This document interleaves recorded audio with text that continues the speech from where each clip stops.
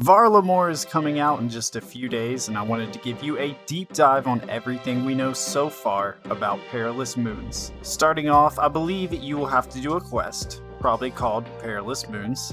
This will take you to a dwarven city, and just below that city there is an ancient temple containing powerful entities. After completing this quest, you will be able to venture into the ancient temple, unlocking the new mid-level dungeon that holds 3 deadly demi-bosses. Defeating them will give you some really cool rewards. My name is Pro, and welcome to the Perilous Moons Guide. This was inspired by Barrow's Brothers, but has grown into something totally new and exciting. This place will focus on discovery and exploration, recommending a combat level of 75 or more, maybe a base level of 60s. The trip will begin in a center room with 4 other long hallways. Each of those will lead to a different room, and only one being opened at a time. The fun part is, a different one will be open every time. Once you have explored the starting corridor, you will be free to move around and do whatever boss you like, so they will all be open. Every room in the temple will contain either enemies to fight, shortcuts to cross, or opportunities to use those skilling muscles. You will be able to find and or make food from skilling while you're in the temple. You cannot bring anything you find in the dungeon side of it, but you can bring your own food and potions. I would probably just stick to the free stuff though.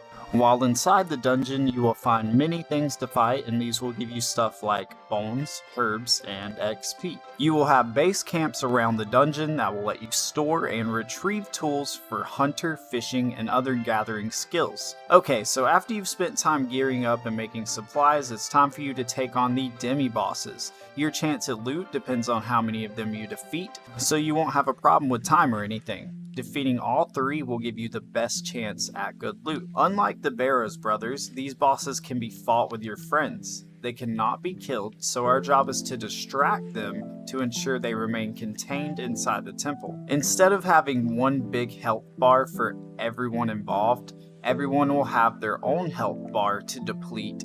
This means the other players won't affect your reward potential.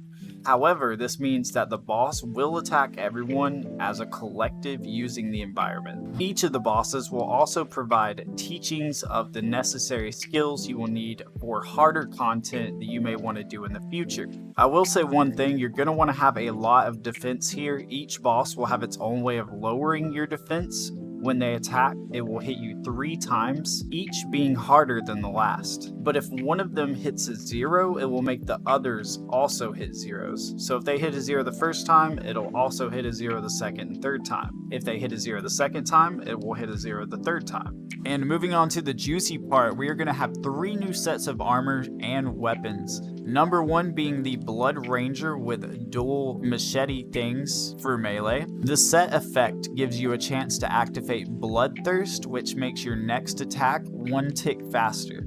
The special will sacrifice 10% of your HP and raise your minimum and maximum hit by 25%, and Bloodthirst will 100% activate. The second set will be the Frost Moon set, being a hybrid for magic and melee, with the Spell Spear as the weapon.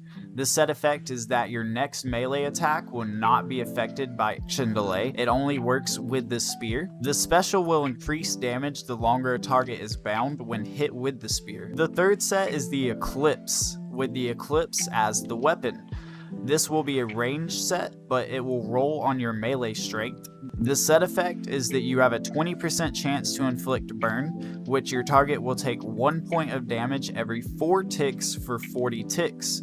The special will consume the burn effect, and the remaining damage will increase your max hit by that much and minimum hit by half as much. To me, all of this just sounds really fun to play with, and I can't wait to try it out. And if you want to see how I made millions of GP picking up your trash on the ground, click this video right here.